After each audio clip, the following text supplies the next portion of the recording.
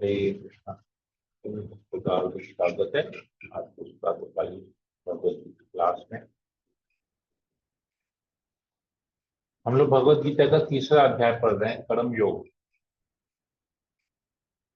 और अर्जुन के प्रश्न पूछे जाने पर कि भगवान कहते हैं कि किस प्रकार कर्म करना कितना जरूरी है।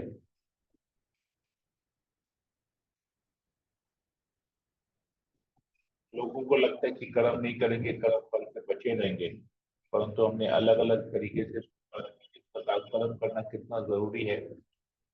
भगवान कहते हैं कि अगर कर्म नहीं करोगे तो शरीर निर्वाह भी नहीं होगा, और एक ऐसा क्षण नहीं है कि तुम कर्म किए बिना रह सकते हो। हर एक क्षण जीवात्मा कुछ न कुछ कर्म कर ही रहा है। शरीर का पालन भी नहीं होगा कर्म नहीं करेंगे। तो कर्म करना कितना जरूरी है यहाँ पर तो हमको पता चल गया, परंतु कर्म करने का क्या प्रोसेस है, ऐसा क्या तरीका है कर्म करने का जिससे कर्म भी करें और कर्म बंधन में फंसे भी नहीं। क्योंकि लोग तो कर्म कर रहे हैं लेकिन कर्म करने के बावजूद भी कर्म बंधन में फंसे जा रहे हैं, बार बार इस भौतिक जगत में जन्म ले रहे, शरीर ले रहे, शरीर छोड़ रहे, जन्म मृत्यु के चक्कर से छूट नहीं पा रहे।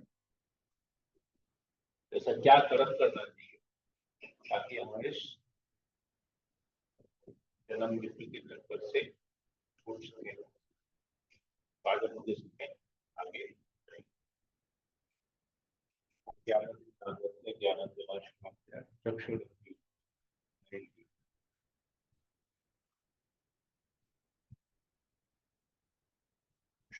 के भक्ति वेदांत स्वामी।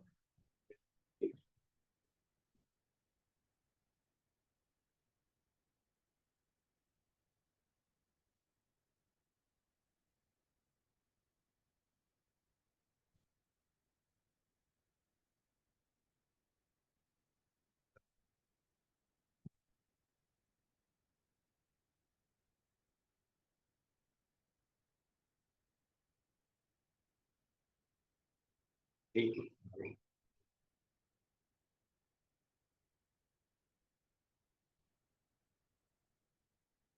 ओम नमो भगवते वासुदेवाय।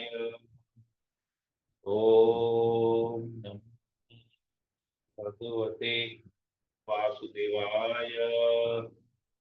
ओम नमो भगवते वासुदेवाय।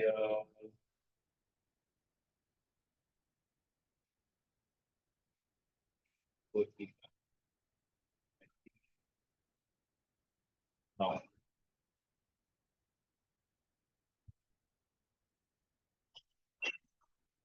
यज्ञार्था कर्मणोऽन्यत्र लोकोऽयं बन्धनः संगम समाज।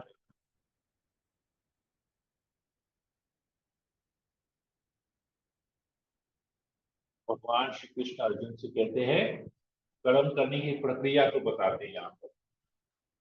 श्री विष्णु के लिए यज्ञ रूप में कर्म करना चाहिए, अन्यथा कर्म के द्वारा इस भौतिक जगत में बंधन उत्पन्न होता है। अतः हे कुंती पुत्र, उनकी प्रसन्नता के लिए अपने नियत कर्म करो, इस तरह तुम बंधन से सदा मुक्त रहोगे। तो देखिए कि सीधा सीधा इंस्ट्रक्शन दिया गया है यहाँ पर, इसमें कोई दो राय नहीं या दूसरी कोई और कोई दूसरा तरीका ही नहीं है इसको समझने का। भगवान क्या कह रहे हैं, श्री विष्णु के लिए यज्ञ के रूप में कर्म करना चाहिए, अन्यथा कर्म के द्वारा इस भौतिक जगत में बंधन। तो हर एक कार्य को, हम जो भी कार्य करते हैं उस कार्य को भगवान को अर्पित करें, भगवान की प्रसन्नता के लिए करें, या अपने कार्य में भगवान को जोड़ना चाहिए। अगर हम ऐसा नहीं करते हैं तो हम कर्म बंधन में फंसते हैं। जैसे बहुत छोटा सा एग्जाम्पल देखिए मैं बताता हूँ।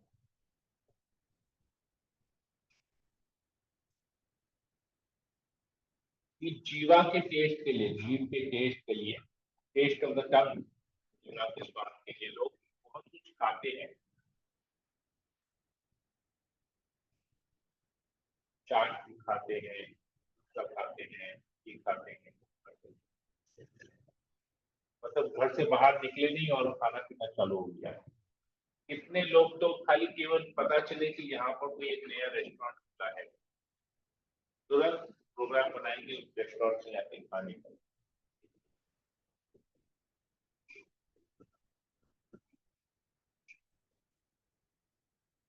जो ही हम बाहर से कुछ खाते हैं, हम कर्म बंधन में पड़ जाएंगे।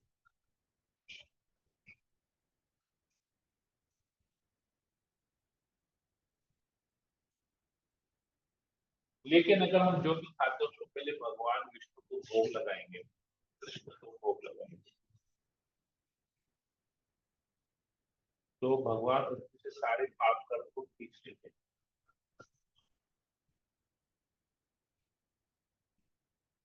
और हम बंधन से मुक्त हो जाते हैं। ये कैसे होता है, ये प्रोसेस क्या है, तो पाप कर्म कहाँ से आते हैं, ये हम लोग आगे पढ़ेंगे कि नहीं। हम लोग आगे भगवान बताते हैं क्या है। तो ऐसे सारे कर्म इसी प्रकार के हैं, जो भी कार्य करते हैं एक रिएक्शन उत्पन्न होता है। अगर वो कार्य भगवान को समर्पित नहीं है तो उसके एक रिएक्शन होगा, रिएक्शन को फेस करना।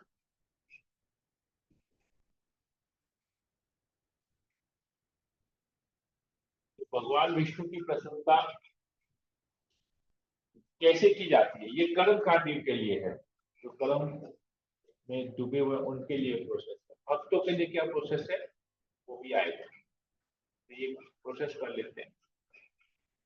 भगवान कहते हैं सृष्टि के प्रारंभ में समस्त प्राणियों के स्वामी प्रजापति ने विष्णु के लिए यज्ञ सहित मनुष्यों तथा देवताओं की सतियों की को रचा और इनसे कहा तुम इस यज्ञ से सुखी रहो, क्योंकि इसके करने से तुम सुखपूर्वक रहने तथा मुक्ति प्राप्त करने के लिए समस्त वाणी प्राप्त हो सके।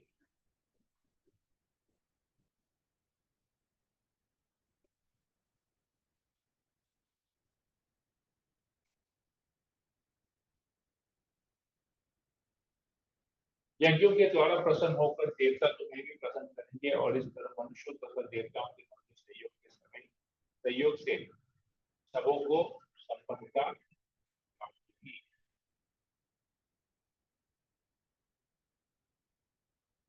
जीवन की विभिन्न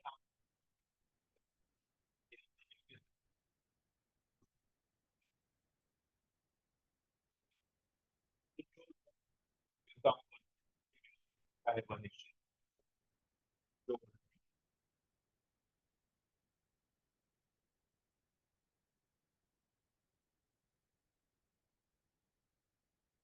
एक साइकिल है। जो तीन श्लोक में हमको पता चलता है कि जब इस भौतिक जगत की रचना होती है तो प्रजापति प्रजापति या ब्रह्मा जी देवताओं की उत्पत्ति करते हैं और सारे रूल्स एंड रेगुलेशन, शास्त्र के जितने भी रूल्स एंड रेगुलेशन है, जो भी कर्म है वो देवताओं को प्रसन्न करने के लिए करना है।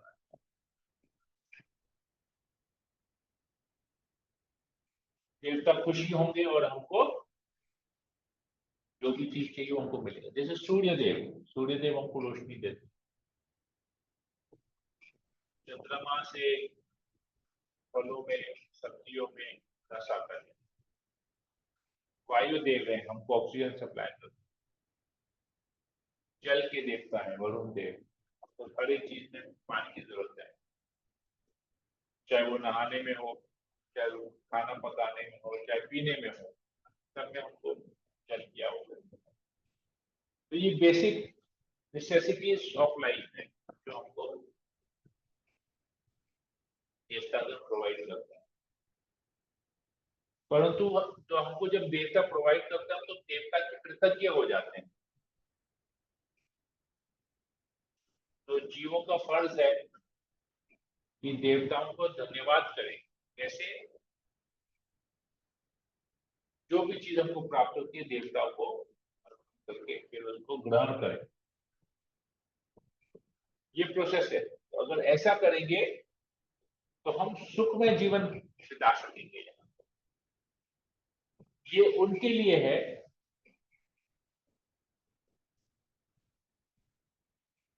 जो भगवान कृष्ण की या विष्णु की पूजा नहीं करते,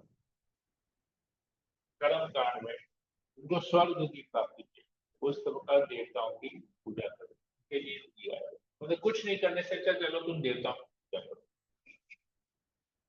लक्ष्मी की, काली की, दुर्गा की, ब्रह्मा की, इंद्र की, सूर्य देव की, चंद्रदेव, करो, कोई दिक्कत नहीं। जैसे बहुत लोग सूर्य को अर्घ देते हैं, रोज सुबह उठ के सूर्य को अर्घ देते हैं, ठीक है, परंतु ये उनके लिए है जो भौतिक कार्यों में संलग्न है। भक्त को क्या करना चाहिए भगवान बता, भगवान के भक्त सभी प्रकार के पापों से मुक्त हो जाते हैं, क्योंकि वे यज्ञ में अर्पित किए भोजन प्रसाद को ही खाते हैं। अन्य लोग जो अपनी इंद्रिय सुख के लिए भोजन बनाते हैं वे निश्चित रूप से पाप खाते हैं। तो पाप आ जाता है भोजन में। तो हमने भोजन का एग्जाम्पल लिया था। तो भक्त क्या करते हैं, भगवान को भोग लगा के खाते हैं।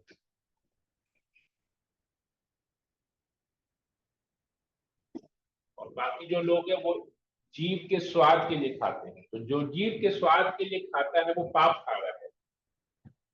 तो ये सोचिए कि हम अगर भगवान को भोग लगाए बगैर कुछ खाते हैं, रास्ते में चलते चलते हमने कुछ खा लिया, पूरी खा लिया, चिल्ला खा लिया, जो भी कुछ खा लिया, रेस्टोरेंट में जाके कुछ खा लिए, तो उसका वो हमारे पाप में जुड़ गया, उसका फल हमको भुगतना पड़ेगा।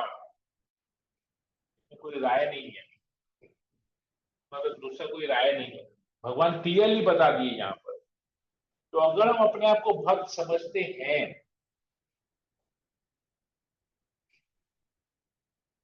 तो सबसे पहले हमको अपनी जीवा के ऊपर कंट्रोल लाना पड़ेगा, अपने खाने के ऊपर कंट्रोल लाना पड़ेगा। हम केवल दृढ़ता पूर्वक निश्चय कर लेंगे कि केवल भगवान को भोग लगा के खाएंगे। तो जो भी हम भोग रहे हैं वर्तमान समय में, जो भी हमारी स्थिति है जिसमें हम दुख भोगते हैं, शारीरिक कष्ट भोगते हैं, ये हमारे पाप कर्म की वजह से, पिछले जन्मों के पाप की वजह से है और इस जन्मों के पाप की वजह से भी है। प्रारब्ध और अप्रारब्ध, प्रारब्ध कहते हैं कि जो हम अभी भुगत रहे हैं, और अप्रारब्ध मतलब जिसका बीज बो चुके हैं, अब वो जब बीज बढ़ के आएगा, फ्रुक्टिफाई होगा, जब कन्वर्ट होगा, तो उसका रिएक्शन आपको आगे चल के फेस करना पड़ेगा। तो अगर हम अभी से ही, आज से ही, अभी से क्षण से ही अगर हम ये प्रतिज्ञा नहीं करते हैं कि हम केवल भगवान को भोग लगा के खाएंगे, ये जानने के बाद भी कि हम पाप खा रहे हैं, जो भी भोग लगा के नहीं खाएंगे वो पाप है, अगर हम उसके बाद भी हम करते हैं तो हमारा भक्ति करना बेकार है। क्योंकि हम तो भक्ति भी कर रहे हैं, पाप भी किए जा रहे हैं, तो कैसे हमारा प्रगति। हम सोचेंगे हरे कृष्ण महामंत्र जप करके हम कुछ भी खाएंगे पिएंगे, लेकिन हरे कृष्ण महामंत्र जप करेंगे, हरे कृष्ण महामंत्र को सभी पाप कर देगा, तो ये नाम अपराध में आता है कि नाम के बल पे पाप करना। तो अगर हमको लगता है कि हम हरिनाम कर रहे हैं इतने समय से, लेकिन हरिनाम से हमारे जीवन में कोई परिवर्तन नहीं आया है, उसका एक कारण ये भी है कि हम प्रसाद नहीं ले रहे हैं, हम भगवान का उच्चिष्ट नहीं खा रहे हैं। अब प्रश्न ये आता है कि खाने को पाप क्यों कहा गया है, पाप आते कैसे हैं खाने में, भोजन में पाप आते कैसे हैं।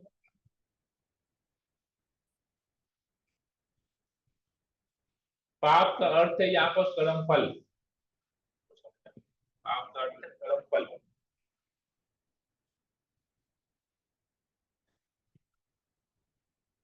इसको एक हमारे जीवन के एक रोजाना एग्जाम्पल से देखना चाहता हूँ।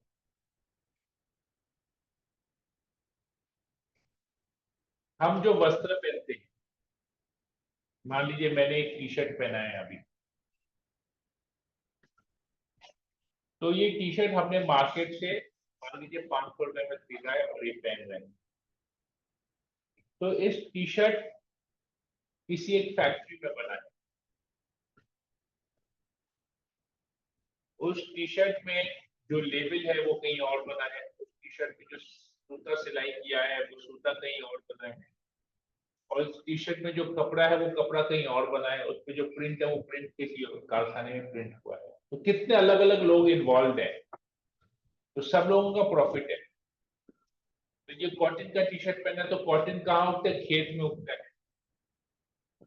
वहां से खेत में किसान बीज बोता है, उनको प्रकृति से बारिश मिलती है, जल मिलता है, तो बीज बड़े होते हैं, पौधों में कन्वर्ट होते हैं, वहां से कॉटन निकलता है। कॉटन को इकट्ठा करके किसी एक मिल में, फैक्ट्री में डाला जाता है, जहां पर वो कॉटन को कपड़े में कन्वर्ट करते हैं। तो ये जिसने उस बीज को दिया, वो बीज वाले ने भी कुछ कमाया होगा, अपना प्रॉफिट। अब किसान भी अपनी मेहनत का प्रॉफिट लेता है। अब सूता जब मिल में भी देता है, तो मिल वाला उस सूते से कपड़ा बनाता है, तो मिल वाला भी उसमें प्रॉफिट करता है। उस कपड़े को फिर कोई मैन्युफैक्चरर खरीदता है और वो लेबर लगा के स्टिचिंग करके उसको एक टी शर्ट में बदलता है, तो वो भी अपने प्रॉफिट करता है। उस टी शर्ट को किसी होलसेलर को या किसी दुकानदार को देता है, दुकानदार फिर कस्टमर को बेचता है, दुकानदार भी प्रॉफिट करता है। तो कितने लोगों का प्रॉफिट या कितने लोगों को कर्म फल, अल्टीमेटली हम जो पहन रहे हैं हमने सबका प्रॉफिट दिया। दाम बढ़ते बढ़ते बढ़ते बढ़ते हमारा सबका प्रॉफिट लगते लगते लगते लगते हमारे पास है। जब सबको प्रॉफिट लग रहा है उसमें, मतलब दाम बढ़े जा रहे हैं प्रोडक्ट का, तो सबका कर्मफल उसमें जुड़ रहा है, और अल्टीमेटली वो कर्मफल हमको लेना। जो हम टी शर्ट पहन रहे हैं, क्योंकि सबसे ज्यादा महंगा हमने ही लिया, क्योंकि हम अल्टीमेटली पहन रहे हैं, तो पूरा पैसा हमने ही दिया बेसिकली। तो यही चीज खाना में भी आता है, भोजन में आता है। किसान बीज बोता है, खेती करता है, वहां से चावल और गेहूं उत्पन्न होते हैं। मान लीजिए चावल ही उत्पन्न होता है, वो चावल किसी ठेकेदार को बेचता है, ठेकेदार उसको मार्केट में किसी होलसेलर को बेचता है, होलसेलर किसी रिटेलर को देता है, किराने की दुकान में देता है, किराने की दुकान से हम या हमारा परिवार का कोई सदस्य या किसी नौकर को भेजते हैं, वो खरीद के आता है, फिर उसको पकाते हैं, पकाने के बाद उसको खाते हैं, तो सबका कर्मफल उसमें जुड़ गया। और यही पका हुआ अन्न, पका हुआ भोजन हम जब भगवान को भोग लगाते हैं, तो भगवान उसमें से सारे कर्मफल खींच लेते हैं और उसको कर्मा फ्री, रिएक्शन फ्री कर देते हैं। फिर जब हम उस प्रसाद को खाते हैं, भगवान के उच्चिष्ट को जब ग्रहण करते हैं सम्मान पूर्वक, विनम्र हो, तो हम कर्म फल में नहीं फंसते। ये है।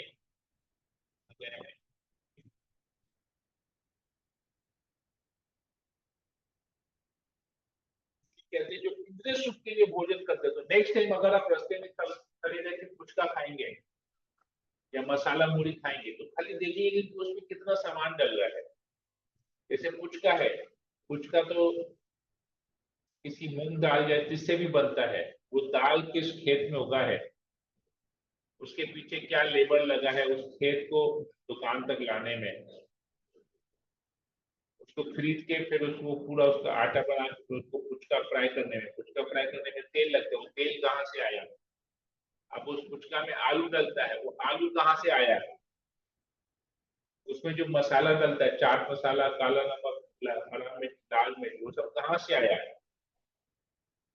तो सोचिए केवल एक पुचका खाने से आप कितने लोगों का कर्म फल ले रहे हैं ये समझना चाहिए, यहाँ से पता चलता है।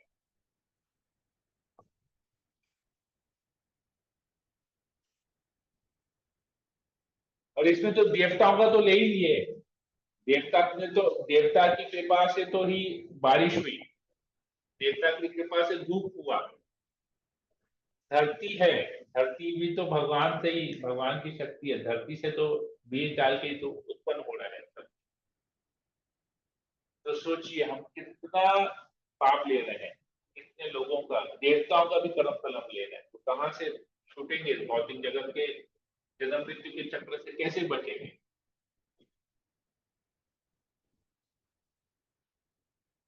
तो सोचिए कितना डेंजरस है ये। और फिर हम रोते हैं कि हमारे जीवन में इतनी तकलीफें हैं।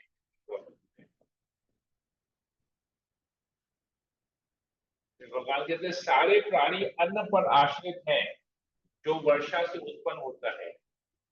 वर्षा यज्ञ संपन्न करने से होती है और यज्ञ नियमित नियत कर्मों से उत्पन्न होता है। तो वर्षा, देवताओं के ऋणी हम बनते हैं।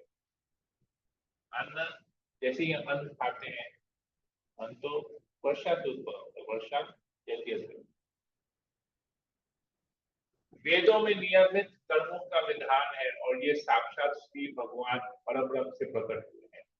फलतः सर्वव्यापी ब्रह्म यज्ञ कर्मों में सदा स्थित रहता है।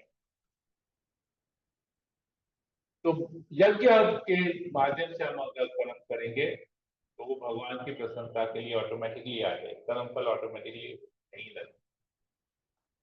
हे प्रिय अर्जुन, जो मानव जीवन में इस प्रकार वेदों द्वारा स्थापित यज्ञ चक्र का पालन नहीं करता, वह निश्चय ही पाप में जीवन व्यतीत करता है। ऐसा व्यक्ति केवल इंद्रियों की तुष्टि के लिए व्यर्थ ही जीवित रहता है। तो हमारा जीवन बेकार है, हम पाप में जीवन जी रहे हैं। अगर हम भक्ति नहीं करते, अगर हम सब चीज में भगवान को समर्पित नहीं करते हैं, तो हम पाप में जीवन जी रहे हैं। पाप में जीवन जीने की वजह से हम तकलीफ भी भोग रहे हैं, दुख दुख भरा जीवन भोग रहे हैं।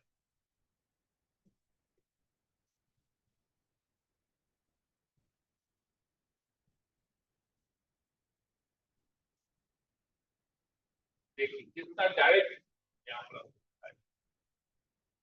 किंतु जो व्यक्ति आत्मा में ही आनंद लेता है तथा जिसका जीवन आत्म साक्षात्कार युक्त है और जो अपने में ही से पूर्णतः संतुष्ट रहता है, उसके लिए कुछ करनीय कर्तव्य नहीं होता। तो आत्मा में आनंद लेता है मतलब आत्म साक्षात्कार, वो देखता है कि मैं कृष्ण का सेवक हूँ। आत्म साक्षात्कार हमने पढ़ा था, जो अपने आप को कृष्ण का दास समझता है, कृष्ण की प्रसन्नता के लिए सब कुछ करता है,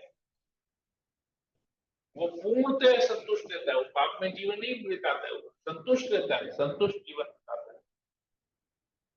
उसके लिए कुछ करनी है, कुछ कर्तव्य नहीं है, क्योंकि उसने सब कुछ कृष्ण को दे दिया है। तो उसको अलग से किसी देवी देवता के लिए या किसी समाज के लिए या किसी सोशल कार्य में लगने की जरूरत ही नहीं है, क्योंकि वो ऑलरेडी परब्रह्म कृष्ण को खुशी कर रहा है। स्वरूप सिद्ध व्यक्ति के लिए न तो अपने नियत कर्मों को करने की आवश्यकता रह जाती है, न ऐसा कर्म न करने का कोई कारण ही रहता है। उसे किसी अन्य जीव पर निर्भर रहने की आवश्यकता भी नहीं रह जाती, तो किसी के ऊपर डिपेंडेंट नहीं होता है, क्योंकि वो भगवान के ऊपर डिपेंडेंट है। जो सभी जीवों के आधार है वो उन पर आश्रित रहता है। अतः कर्म फल में आसक्त हुए बिना मनुष्य को अपना कर्तव्य समझकर निरंतर कर्म करते रहना चाहिए, क्योंकि अनासक्त होकर कर्म करने से परब्रह्म परम की प्राप्ति होती है। तो कर्म करना चाहिए, किंतु आसक्त हुए बिना, कर्म फल से आसक्त हुए बिना मतलब सब चीज भगवान को अर्पित कर देना।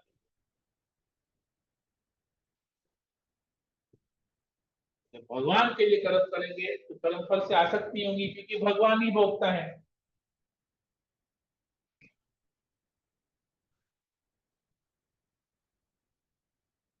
तो अगर ऐसा करते हैं तो परब्रह्म मतलब भगवान की प्राप्ति होगी।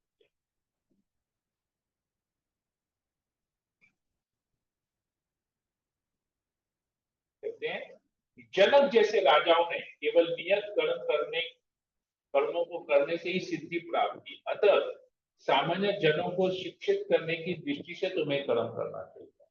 तो कर्म करो, अगर बिजनेस करते हो तो बिजनेस करो, अगर नौकरी करते हो तो नौकरी करो, अगर घर में बैठ के परिवार की सेवा करते हो तो उसको भी करो, लेकिन उस सब चीज में कृष्ण को जोड़ो। कर्तव्य तो करना है, गृहस्थ जीवन है तो घर परिवार का पालन करना है, उनकी सेवा करनी है, घर के सदस्यों परिवार के सदस्य, लेकिन कृष्ण भावना मुक्त होकर हमको तो नहीं करते हैं तो ये पाप में जीवन है। और हमने कृष्ण को बीच में नहीं रखा है अपने कार्य की।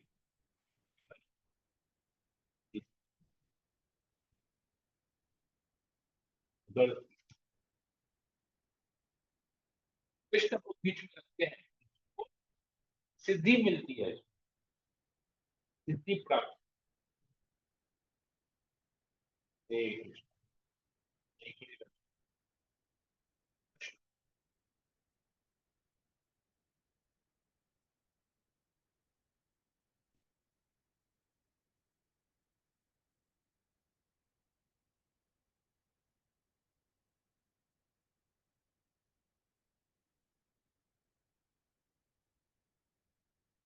कुछ पूछना है किसी को? हरे कृष्णा प्रभु जी। Yes, very good. प्रभु जी, जैसे हम कोई भी सामान लाते हैं, वो पढ़ाई लिखाई का हो या फिर कुछ भी हो, वो सभी भगवान को अर्पित करना चाहिए। पढ़ाई लिखाई का भी सामान अर्पित नहीं भी करे तो भी चलेगा, लेकिन पढ़ाई लिखाई करने से जो ज्ञान होता है, उस ज्ञान जो मिलता है, उस ज्ञान से जो कर्म करते हैं उस कर्म को भगवान पर अर्पित करते हैं। अगर हम पढ़ाई लिखाई के लिए बुक खरीद के आते हैं तो बुक को भगवान की सेवा में लगाएंगे। कैसे सेवा लगाएंगे? उस बुक में हरे कृष्ण लिख देंगे, मतलब वो अभी भगवान की सेवा में लग गया। जैसे हम अपने लिए कोई भी कपड़ा खरीदते हैं तो उस कपड़ा को पहले भगवान को ऑफर करेंगे, ये वस्त्र हमने लिया है, ये बोल के ऑफर करेंगे भगवान को, ये वस्त्र हमने अपने लिए लिया है। तो इस वस्त्र को जब हम धारण करेंगे तो वो भी हम सुंदर बनेंगे आपका दर्शन करने के लिए। हम आपके सामने हम आपका दर्शन कर इस वस्त्र को पहन के, ये सोच के भगवान को ऑफरिंग कर। जैसे हम लोग कुछ खरीदते हैं, पार्टी में जाते हैं, सज धज के सेल्फी सेल्फी खींच के पोस्ट करेंगे, इंस्टाग्राम में पोस्ट करेंगे, व्हाट्सएप में शेयर करेंगे, फेसबुक में डालेंगे, ये सोच के कि हमारे दोस्तों हम उसमें कमेंट मारेंगे। ये वस्त्र भी उस मूड से खरीदना चाहिए कि हम इस वस्त्र को पहन के भगवान के सामने खड़े रहेंगे, भगवान हम पर कृपा दृष्टि करेंगे, ये सोच के वस्त्र।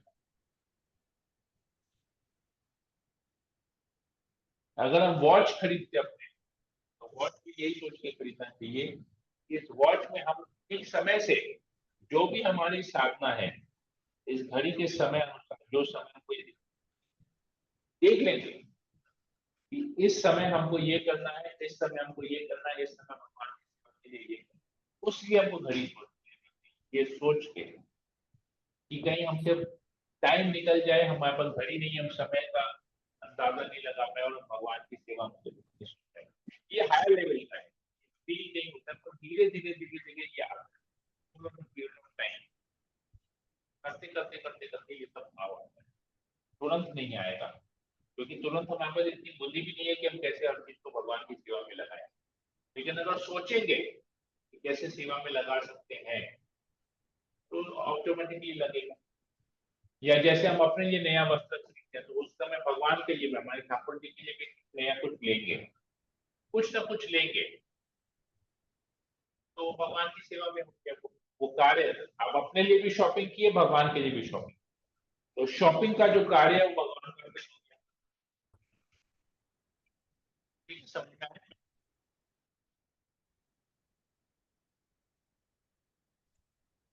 क्या हुआ? जी। हरे कृष्णा प्रभु जी।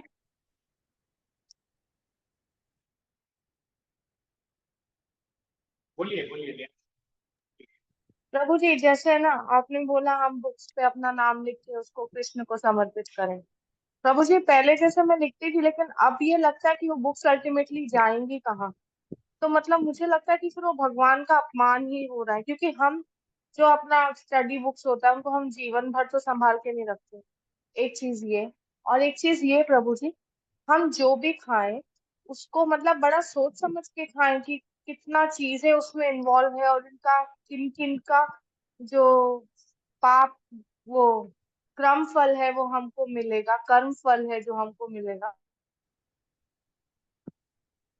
इतना सोचने से अच्छा कि हम जो जो चीज खाएं इसमें किस किस का फल हमको मिलेगा, इससे अच्छा तो भगवान को भोग लगा के खाएं। दिमाग को इतना प्रेशर क्यों देना।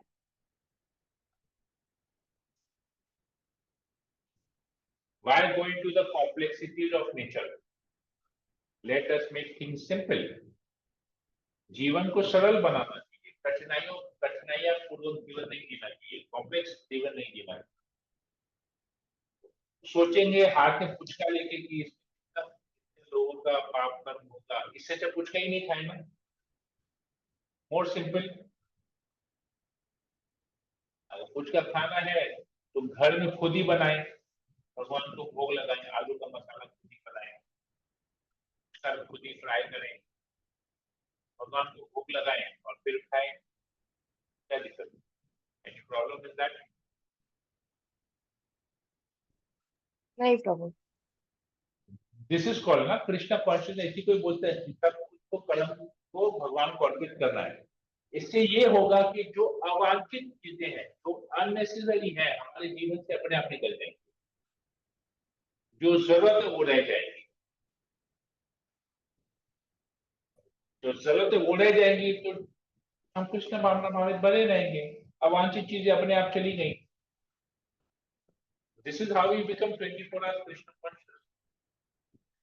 अध्ययन करते करते, अभ्यास करते करते करते करते हर एक चीज को, जो चीज कृष्ण के साथ जोड़ेंगे उस कार्य को करेंगे, जो नहीं जोड़ पाएंगे उसको छोड़ देंगे। हो गया। तो हमारा सारा कार्य अल्टीमेटली क्या होगा? At the end of the day हमारे सारे कार्य कृष्ण को अर्पित होंगे। तो हम 24 आवर्स कृष्ण कॉन्शियस अपने आप ही बन जाएंगे, हमको ज्यादा प्रयास नहीं करना पड़ेगा। एक्चुअली प्रॉब्लम ये है कि हम लोग छोड़ने के ऊपर प्रयास करते हैं, कुछ छोड़ने के ऊपर प्रयास नहीं करना, कुछ जोड़ने के ऊपर प्रयास। जैसे ही अपने कर्मों में कृष्ण को जोड़ने लगेंगे, अवांछित चीजें अपने आप छूट जाएंगी, अपने आप छूट जाएंगी। छोड़ने का प्रयास नहीं, जोड़ने का प्रयास करो। I hope I am clear. जी प्रभु, एक और क्वेश्चन भी था। हाँ वो बुक्स वाला, कि हम हाँ। नाम लिख देते हैं लेकिन वो जाएंगे कहाँ से? अल्टीमेटली वो बुक्स का ज्ञान कहाँ जाएगा? बुक का जो ज्ञान है वो कहाँ जाएगा? हमारे दिमाग में नहीं जाएगा, हमारी बुद्धि में जाएगा। बुद्धि को भगवान की सेवा में लगाएंगे। Very simple. जी प्रभु। एक चीज और, जो हम भगवान की चीज खरीदते हैं, जैसे हमने भगवान का इत्र खरीदा, तो उसमें भगवान का फोटो या उनका नाम रहता है, लेकिन वो खत्म होने का हम उनका करें क्या? उसको फेंक देना है, क्योंकि अल्टीमेटली तो इत्र तो था जो भगवान की सेवा में लगना था, भगवान की सेवा में लग गया ना।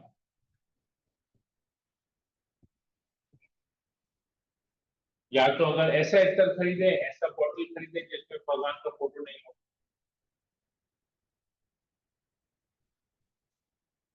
वैसा इत्र खरीदे। इसलिए आप मायापुर में देखेंगे, मायापुर में जो इत्र मिलता है, जो परफ्यूम बॉटल मिलते हैं, उसमें किसी भी तो भगवान का फोटो नहीं रहता। तो लोग बहुत स्पेसिफिक है ये सब चीजों के बारे में। अल्टीमेटली वो बॉटल डिस्कार्ड किया है। तो लोग कोई भी चीज, तो हमको धीरे धीरे धीरे धीरे ये सब चीजों के ऊपर हमको ये जहां जहां लग रहा है अवॉइड, और सही चीजों को। जी प्रभु जी। हरे कृष्णा प्रभु जी, धन्यवाद, प्रणाम। हरे कृष्णा प्रभु जी। आप बोलिए। प्रभु जी, इसी से रिलेटेड उनकी हम लोग का एक क्वेश्चन है कि सैटरडे को मैं सेवा में गई थी, तो वहाँ सब लोग माताएं लोग सेवा कर रही थी। तो सेवा में एक माता जी हैं, काफी सीनियर डिवोटी हैं वो भी। तो बात उनकी लड्डू गोपाल की चल रही थी कि हम लोग को जैसे जन्माष्टमी पे उनकी सेवा के लिए बुलाया था, तो हम लोग को मैंने बताया था कि मुझे हर हालत में उनकी शाम को वापस आना है, क्योंकि मुझे भी अभिषेक करना है, लड्डू गोपाल हैं घर पे। तो मुझे उनका, तो उन्होंने कहा कि फिर हमारे जो उनके जो गुरु महाराज हैं भक्ति वेदांत स्वामी जी, तो बोले थे कि वो हमारे घर पे आए थे और हमारे पास भी लड्डू गोपाल थे, और सालिग्राम जी थे जो हमारी सास जी सासू माँ सेवा कर रही थी उन्हें बहुत सालों से। तो उसके बाद मैं कर रही थी। तो उन्होंने मुझे बोला कि अगर तुम इनकी सेवा कर रही हो चलो ठीक है, लेकिन उसमें आप फिर जब मंदिर में आप आएंगी तो आप मंदिर में फिर सेवा कैसे कर पाएंगी, तो उन्हें कैसे छोड़ पाएंगी? अगर आप इतना टाइम मंदिर में रहेंगी तो फिर उनको भोग कैसे लगेगा, या फिर उनको कैसे उनकी ये सब चीजें कर पाएंगी? तो आप उनको, आपका अपराध उसमें लगेगा, तो आप ये सब चीजें मेंटेन नहीं कर पाएंगी। तो आप या तो या इनकी सेवा कर पाएंगी या फिर मंदिर में सेवा कर पाएंगी। तो फिर आप उनको बोलते हैं कि आप मुझे दे दो उनको। तो वो उनको अपने साथ लेकर चले गए। तो मतलब कि मुझे वो चीज समझ में नहीं आई, ऐसा क्यों कहा प्रभु जी? कौन से जुड़ी हुई है? हरे कृष्णा। वो माता जी इस्कॉन से जुड़ी हुई हैं? हाँ प्रभु जी, इस्कॉन डिवोटी हैं हम लोग की। सैटरडे को लड्डू सेवा चल रही है हमारी जन्माष्टमी की। तो वो माता जी के घर में विग्रह था, लड्डू गोपाल को लेके गए या शालिग्राम को लेके गए? लड्डू गोपाल भी लेकर गए। बोल रहे हैं कि लड्डू गोपाल जी आप जब मंदिर में होंगी तो फिर लड्डू गोपाल जी को कौन देखेगा, तो आप अपराध कर रही हैं एक किस्म से। तो वो लड्डू गोपाल जी को भी लेकर गए। किसने कहा ये बात? भक्ति वेदांत स्वामी जी ने नाम ठीक बताइए, किसने कहा? भक्ति वेदांत स्वामी बोल सकते हैं, किसने कहा एग्जैक्टली? मतलब उनके दीक्षा गुरु ने कहा या उनके हाँ, शिक्षा गुरु ने कहा, किसने कहा? दीक्षा गुरु जी ने कहा मुझे। दीक्षा गुरु का नाम पहले क्लियर करवाइए। कौन है? वो जो मैंने एक बार आपसे फोटो शेयर की थी ना, जिन्होंने भक्ति विकास हाँ महाराज। भक्ति विकास, हाँ जी, भक्ति विकास महाराज ने वो ले लिया हूँ, राइट? तो भक्ति विकास महाराज ने लेके उसको कहा, लड्डू गोपाल को कहा रखा। वो बोले, उन्होंने बोल दिया था कि बोले, मैंने उनसे पूछने की कोशिश की तो उन्होंने पहले ही मुझे बोल दिया कि अब ये मत पूछना कि मैं इनका कहाँ कहाँ लेके जाऊंगा और कैसे करूंगा इनका। वो बोले उनकी आप आसक्ति छोड़ो, तुम सेवा में लगो। तो बोले क्योंकि तुम यहाँ सेवा कर रही थी तो पीछे उनको कोई देख नहीं रहा था और उनका भोजन वगैरह सब छूट रहा था, तो फिर कहते हैं कि ये अपराध कर रही हो एक किस्म से। तो ये ना अभी महाराज का मूड समझना पड़ेगा कि महाराज ने ऐसा क्यों कहा। महाराज ने ऐसा क्यों कहा, ये महाराज का मूड समझना पड़ेगा। मैं तो समझ गया, पर मैं अगर समझाऊंगा आप लोग को समझ में नहीं आएगा, क्योंकि आप लोग अभी इस लेवल पे नहीं है कि वो क्योंकि समझ प्रभु सके। जी ऐसा मुझे थोड़ा सा समझ में आया, क्योंकि कई बार ऐसा हो जाता है कि शाम को आते आते बहुत देर हो जाती है, कई बार तो 8-8-9 बज जाता है। तो मैं भी कई बार उनका की कई चीजें छूट जाती हैं, कि जैसे शाम का दूध का भोग लगना, फिर रात का खाना, फिर रात का शयन करना, तो काफी टाइम हो जाता है फिर उनको ये सब चीजें करते करते। तो मुझे ये सब चीजें समझ में आई कि शायद वो भी इस अपराध की वजह से उनको बचाना चाहते थे। तो रीजन ये है।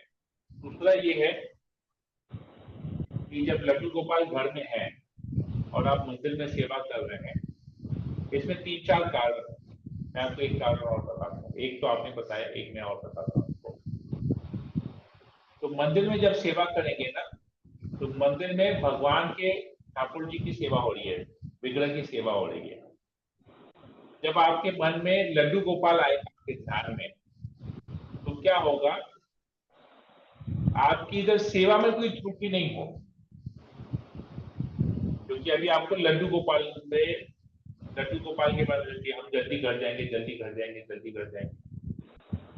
तो ये जब मन में बात रहेगा तो हो सकता है यहाँ पर आप सेवा अधूरा छोड़ दें या सेवा में त्रुटि हो, तो सेवा पर आप लगेगा। वहां पर फर्क ज्यादा नहीं है, आप इधर भी ठाकुर की सेवा कर रहे हैं, मन में भी ठाकुर है, लेकिन आप एक की सेवा करने के लिए दूसरी की सेवा को छोड़ रहे हैं।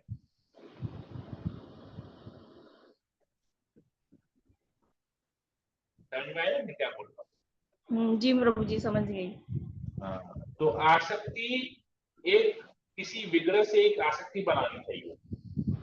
हाँ, उन्होंने या आप आसक्ति मंदिर के शब्द, विग्रह से आसक्ति बनाइए या घर के लड्डू गोपाल से आसक्ति बनाइए, हाँ मतलब कि उन्होंने जिससे भी आसक्ति बनाइए उसकी सेवा अच्छी तरह से।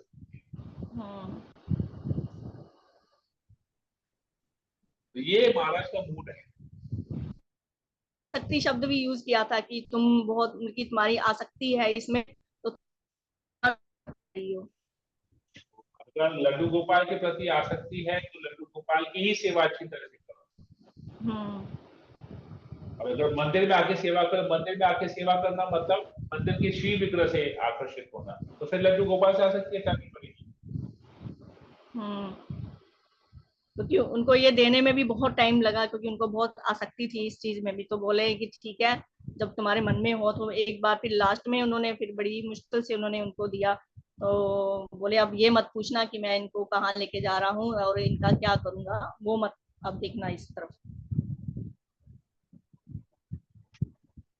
ऐसे ही मतलब हम, मुझे भी समझना सेवा, पड़ेगा ये। हाँ, ये समझना मुझे पड़ेगा भी महाराज के समूह से बोल रहे हैं। मुझे भी सेवा के लिए, जैसे जन्माष्टमी पे बुलाया था, तो शाम की सेवा है, वो उनका जूस वगैरह जो अर्पण होगा उसके बाद, अभिषेक के बाद, तो उसमें मतलब 56 तरह का मतलब हम लोग को रेडी करना था। तो फिर इसी वजह से मतलब मुझे मना करना पड़ा, क्योंकि मुझे यहाँ का अभिषेक देखना था। तो मैंने फिर वो वाली सेवा फिर उनकी छोड़ा, फिर घर की वजह से मुझे विग्रह का मतलब अभिषेक तो हम करना लोग है। एक और नजरिए से देख सकते हैं। अभी मैं आपको एक ऑल्टरनेट बताता हूँ, इसको एक और नजरिए से देखा जाता है कि जब आप मंदिर में जो अर्च विग्रह है, इसको हम लोग बोलते हैं उत्सव विग्रह।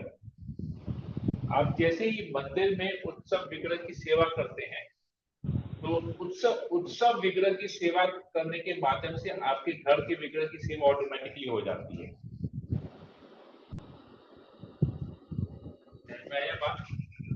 जी प्रभु जी।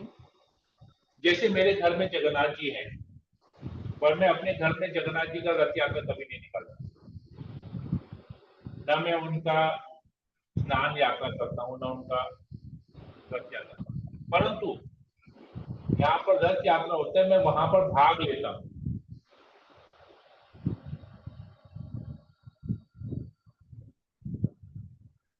तो भगवान के जितने भी अर्च विग्रह हैं, सभी अर्च विग्रह सच्चिदानंद। हम किसी भी एक अर्च विग्रह की अगर सेवा करते हैं तो ऑटोमेटिकली हमारे दूसरे अर्च विग्रह की सेवा हो जाती है। इस भाव से अब ये अर्च विग्रह हमारे घर का ही अर्च विग्रह।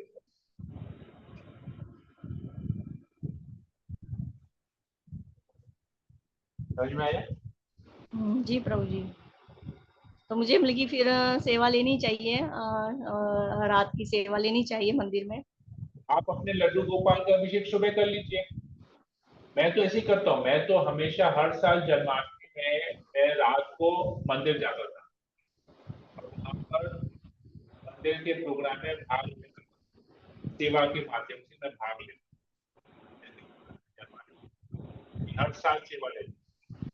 तो मैं क्या करता था, अपने घर में, मेरे घर में राधा कृष्ण भी है, लड्डू गोपाल भी है, तो मैं राधा कृष्ण का तो अभिषेक नहीं करता, मैं लड्डू गोपाल का करता था। तो मैं लड्डू गोपाल का अभिषेक सुबह कर लेता हूँ 10 बजे। 10 बजे जब हमारे परिवार के सभी सदस्य रेडी हो जाते थे तो हम लोग लड्डू गोपाल का अभिषेक कर लेते थे, क्योंकि मेरे पापा भी कहीं पर जुड़े हुए थे, तो वहां पर 12 बजे अभिषेक होता था। तो पापा फिर घर का विग्रह का अभिषेक करके फिर उस मंदिर में जाते थे, वहां का प्रोग्राम अटेंड करने। और और मुझे रात को इस्कॉन मंदिर में जाना पड़ता था, तो हम लोग अभिषेक सुबह ही कर लेते थे। हम रात को 12 तक का वेट नहीं करते थे, शाम को 7 बजे 8 बजे का वेट नहीं करते, हम शाम को जाकर अभिषेक करें। हमारे घर का विग्रह है, हम अपने समझना पड़ेगा कि हमारा जब जब मंदिर में हम सेवा करते हैं तो मंदिर में भगवान का नियम चलता है, लेकिन वही ठाकुर जी जब हमारे घर में विराजमान होते हैं तो घर के नियम के हिसाब से ठाकुर जी चलते हैं। मंदिर में ठाकुर जी के नियम के हिसाब से भक्त को चलना पड़ेगा, और घर में भक्त के हिसाब से ठाकुर जी चलते हैं। ये हमने पहले भी बताया था। तो अपने लड्डू गोपाल का जो भी श्रृंगार सेवा जो भी है सुबह कर लीजिए, सुबह को दोपहर को जो भी करना आप कर लीजिए, और ठाकुर जी की इजाजत से ही आप चले जाइए मंदिर में सेवा करने की, क्या दिक्कत है। लाइफ को बहुत सिंपल करना है, भक्ति बहुत सिंपल है, हम लोग उसको कॉम्प्लिकेटेड बनाते हैं। तो जब आप अपने घर का सेवा पूरा सब कुछ करने के बाद जब जाएंगे, सुबह दोपहर तक सब कुछ कर लिया, उसके बाद जब मंदिर जाएंगे फिर लड्डू गोपाल की याद नहीं आएगी आपको, मंदिर में जो विग्रह की सेवा की याद आएगी, क्योंकि आपने अपने यहाँ पर जो ड्यूटी था उसने आपने उस ड्यूटी को कर लिया। यही तो आसक्ति अनासक्ति का ये अब भौतिक जगत का ही है ना। अभी अगर हमको अपने परिवार के प्रति आसक्ति है तो मंदिर में सेवा कर पाएंगे क्या? वो लड्डू गोपाल हमारे परिवार का सदस्य है, तो उसकी सेवा पूजा करके उनकी सेवा करके अगर जब हम चले जाते हैं, जैसे अपने बेटी के बेटे के पति के, चले हम उनको टिफिन दे दिया, सब कुछ दे दिया, सुबह का नाश्ता दोपहर का खाना दे दिया, अब हम निश्चिंत हैं, तो टेंशन हट गया ना, क्यों सेवा कर लिए। वैसे लड्डू गोपाल को सब कुछ दे दिए, सेवा कर लिए, बस अब निश्चिंत होकर निकल जाइए। ये भाव डेवलप करना, ये ग्रंथ जीवन का एक प्रोसेस है जो फॉलो। क्लियर हुआ माता जी? जी प्रभु जी, अभी मैं क्या काफी मन शांत हुआ मेरा कल से क्योंकि मैं सोच रही थी कि अभी बड़ी मुश्किल से तो मैं उनकी सेवा ज्वाइन की हूँ, तो मुझे अब रेगुलर ही रहना है, तो उनकी कहीं मेरे से अपराध ना हो जाए, इसलिए मैंने आपसे एडवाइस लिया। जो सेवा उस टाइम पे जो आपका घर का सेवा उसको पहले कर लीजिए, प्रीपोन कर लीजिए, पोस्टपोन मत कीजिए, प्रीपोन कर लीजिए, पहले कर लीजिए, बाद के लिए मत करिए, बाद तो होगा नहीं, पहले ही कर लीजिए सब। आगे से उनकी सुबह ही अभिषेक कर लिया करेंगे। हरे कृष्णा प्रभु जी, थैंक यू प्रभु जी। और कुछ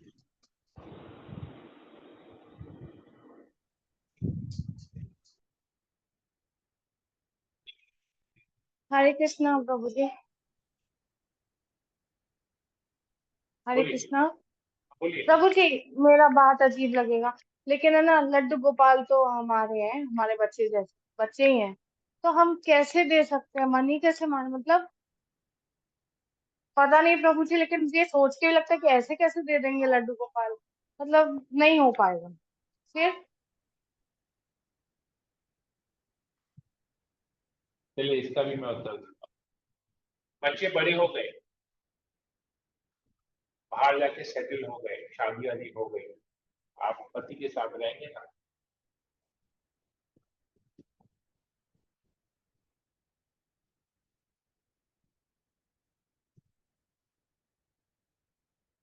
रहेंगे नहीं रहेंगे? रहेंगे, लेकिन प्रभु लड्डू गोपाल तो बाल स्वरूप है, वो तो हमेशा ही बच्चे रहेंगे। आपके बच्चे जितने भी बड़े हो गए आपके लिए तो बच्चे ही रहेंगे।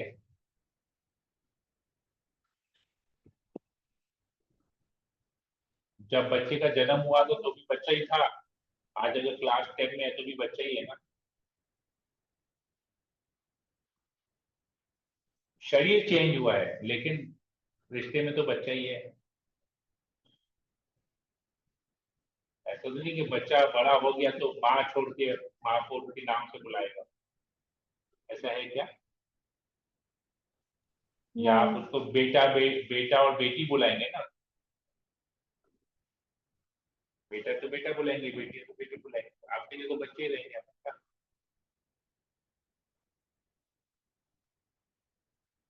You have to understand it is for a higher purpose. Higher purpose. और जब कोई वैष्णव इस तरह से बोलता है तो वैष्णव की कृपा है। हमको उस समय लगता होगा भले खराब है, लेकिन अल्टीमेटली हमारी कृपा है। नारद मुनि ने क्या किया? नारद मुनि ने नल कुंवर और मणिग्रीव को श्राप दिया कि तुम लोग इस प्रकार नग्न घूमते हो, मैं तुमको श्राप देता हूं, तुम लोग भौतिक मर्त्य लोक में जाओगे और वहां पर पेड़ की योनि तुमको मिलेगी। तो नारद मुनि ने देवता के पुत्रों को श्राप दिया, देवताओं को श्राप दिया, जाओ तुम लोग मर्त्य लोक में पेड़ बनोगे।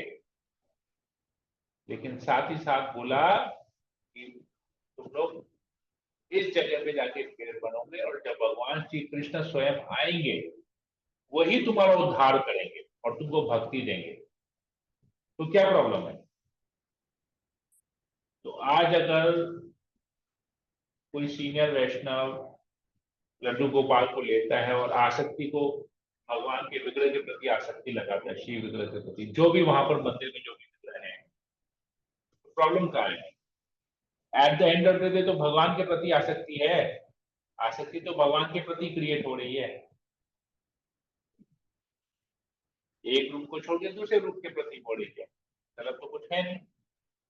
ये तो इधर के रहेंगे ना उधर के रहेंगे, न लड्डू गोपाल में आसक्ति रख पा रहे ना उधर रख पा रहे। लड्डू गोपाल में आसक्ति तो मंदिर में सेवा नहीं लेना चाहिए, लड्डू गोपाल की सेवा करना चाहिए।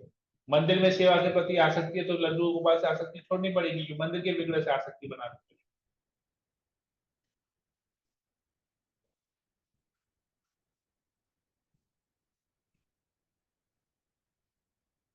समझना पड़ेगी।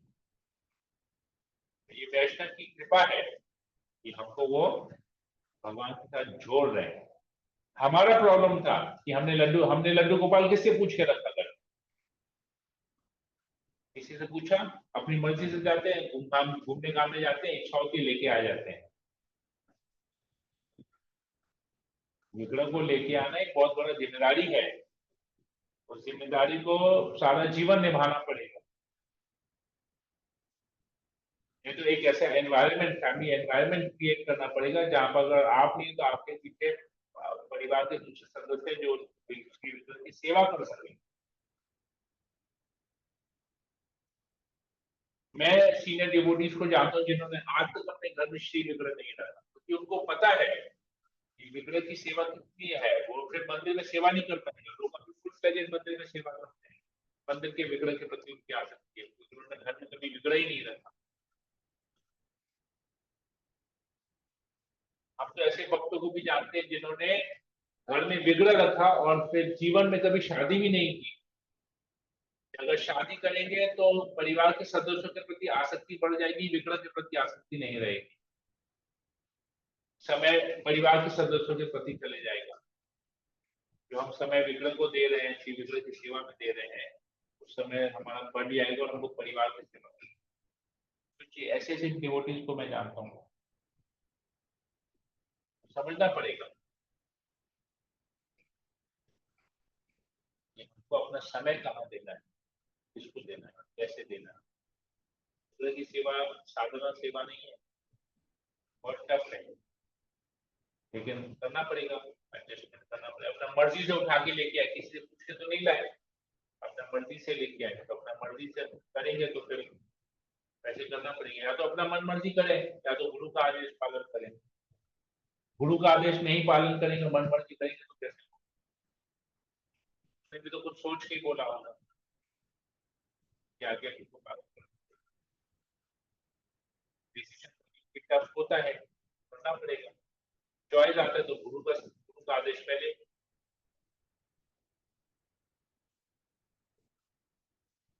ठीक है, आई होप नया माता जी क्लियर हुआ। जी प्रभु। ठीक है, तो सेशन नहीं है। हरे कृष्णा कृष्ण कृष्ण।